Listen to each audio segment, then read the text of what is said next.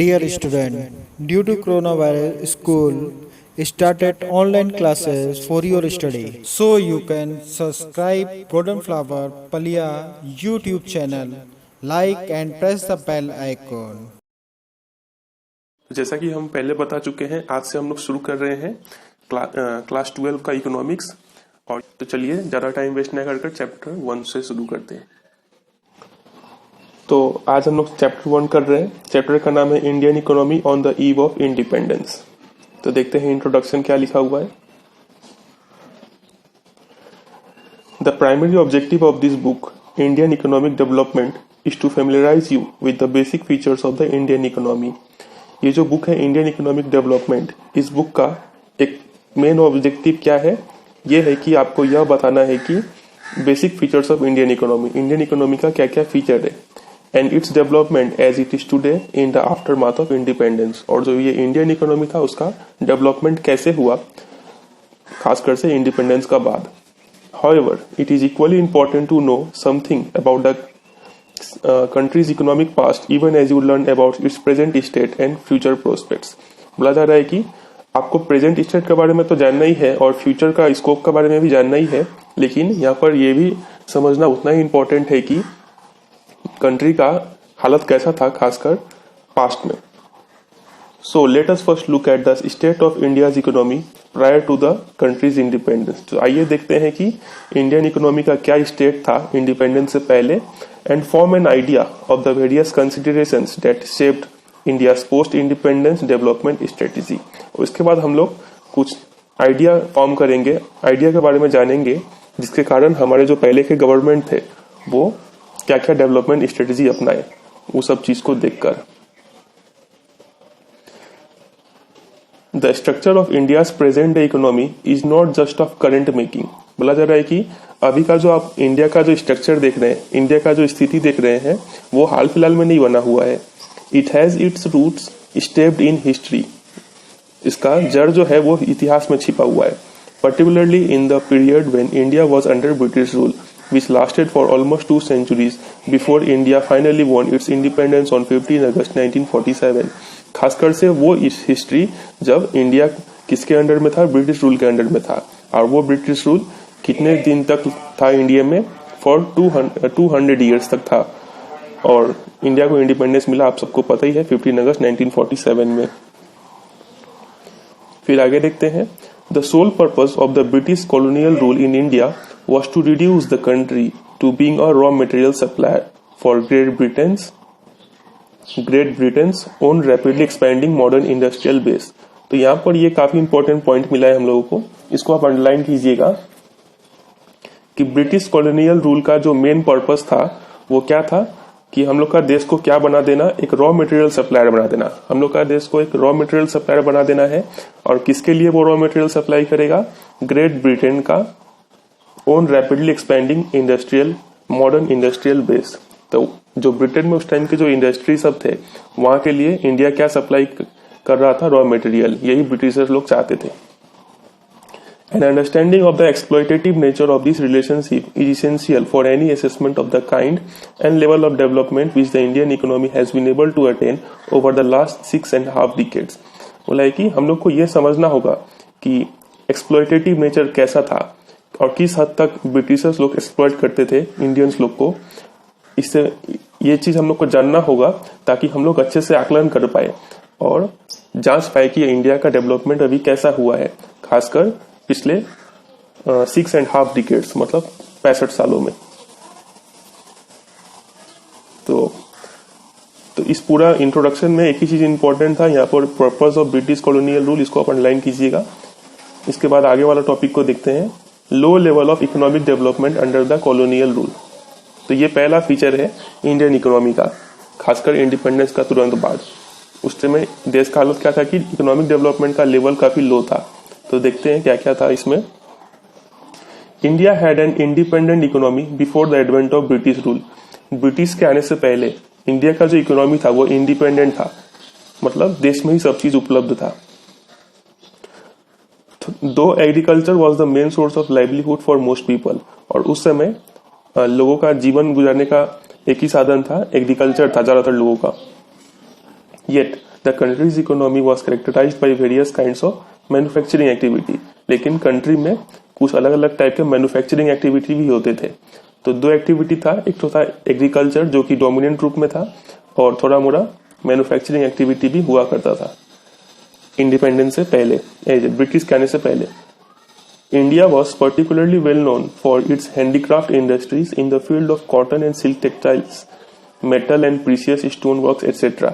India खासकर से famous था क्या चीज के लिए? अपने हैंडीक्राफ्ट इंडस्ट्रीज के लिए, खासकर सूती और सिल्क का कपड़ा बनाने में, metal and precious stone works, ये सब में इंडिया फेमस था। These products enjoyed a worldwide market based on the reputation of the fine quality of material and the high standards of craftsmanship seen in all the imports from India।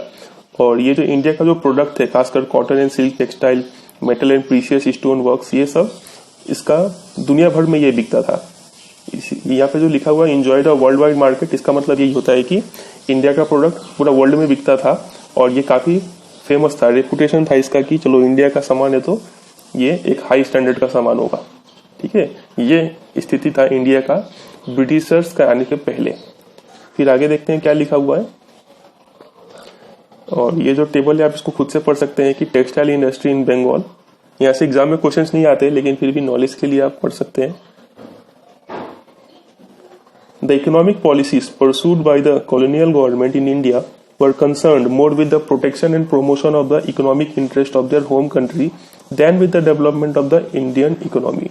ये तो और भी ज्यादा important line है, इसको आप underline कीजिएगा। Colonial government मतलब ब्रिटिशर्स लोग जो पॉलिसी अपनाते थे उसका एक ही उद्देश्य होता था कि क्या उद्देश्य था? Protection and promotion. ये की वर्ड है, ठीक है, इसको आप याद कर लीजिएगा। प्रोटेक्ट, एक तो प्रोटेक्ट करना है और प्रमोट करना है economic interest of their home country, उनके अपने ग्रेट ब्रिटेन का इंटरेस्ट प्रमोट करना है। Then with the development of Indian economy, Indian economy का डेवलपमेंट हो चाहे ना हो, उनका देश का डेवलपमेंट होना चाहिए। और such policies brought about a fundamental change in the structure of the Indian economy. और ऐसे पॉलिसीज अपनाने के कारण एक मेन चेंज आया। वो चेंज क्या था? अब यहां से भी ये इंपॉर्टेंट शुरू हो रहा है, फिर से इसको अंडरलाइन कीजिएगा। Transforming the country into supplier of raw material and consumer of finished industrial products from Britain. तो इंडिया क्या हो गया? ट्रांसफॉर्म हो गया।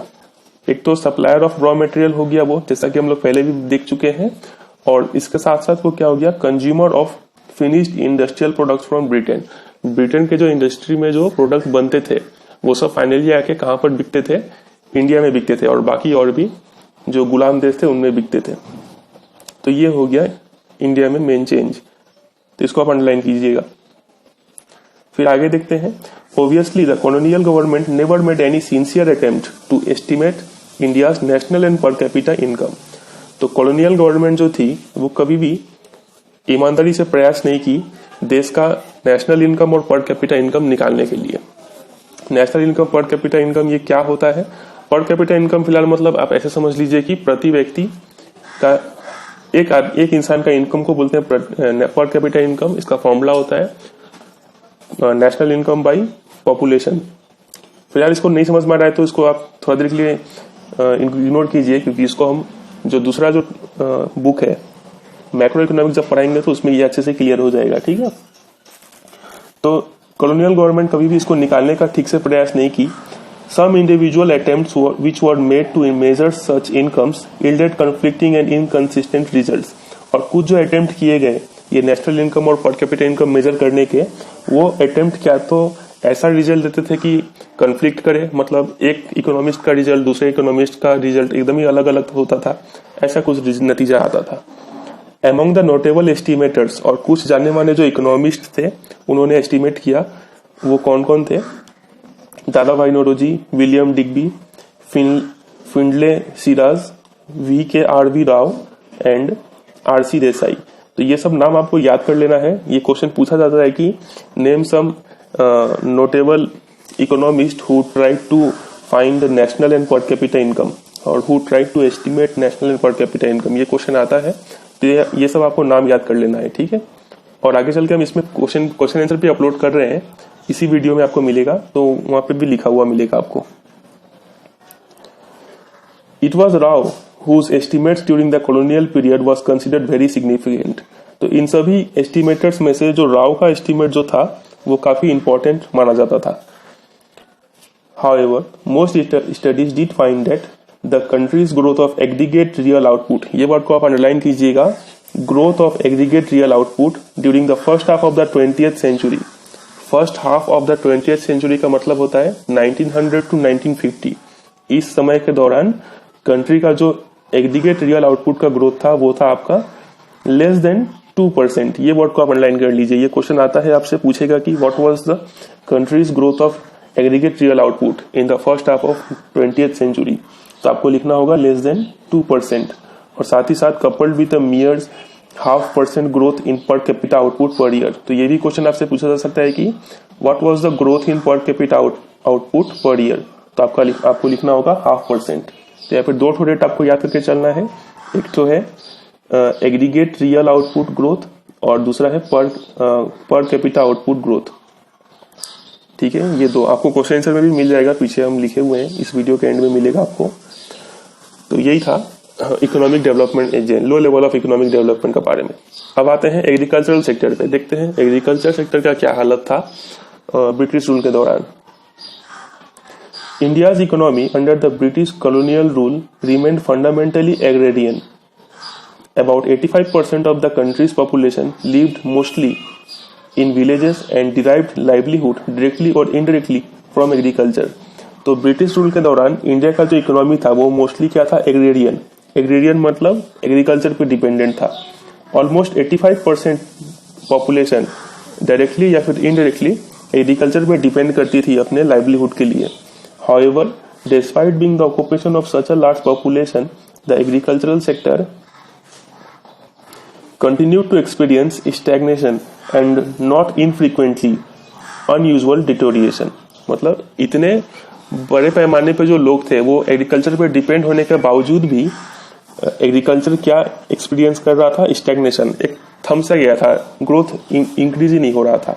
और यहाँ पे जो लिखा हुआ है नॉट इनफ्रीक्वेंटली, यहाँ पर दो ठो नेगेटिव है, नॉट और इन, तो इसको आप समझ सकते हैं पॉजिटिव कर देगा ये. फ्रीक्वेंटली अनयूजुअल डिटोरिएशन, और दिन पर दिन इसका हालत बिगड़ते जा रहा था एग्रीकल्चर का. Agricultural productivity became low, though in absolute terms the sector experienced some growth due to the expansion of the aggregate area under cultivation. तो एग्रीकल्चरल जो प्रोडक्टिविटी था, मतलब 1 हेक्टेयर से आपको कितना यील्ड मिल रहा है, वो जो था वो काफी लो था. और चूंकि दिन पर दिन जो जमीन थे वो एग्रीकल्चर के अंडर में आते जा रहे थे, उससे कारण थोड़ा एग्रीकल्चरल ग्रोथ हो रहा था, लेकिन प्रोडक्टिविटी कमी था. This stagnation in the agricultural sector was caused mainly because of the various system of land settlement. तो इस स्टैग्नेशन का कारण क्या है?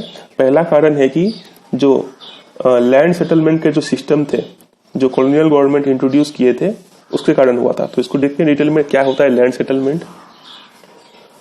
Particularly under the zamindari system, which was implemented in the then Bengal Presidency, comprising parts of India's present-day eastern states, the profit accruing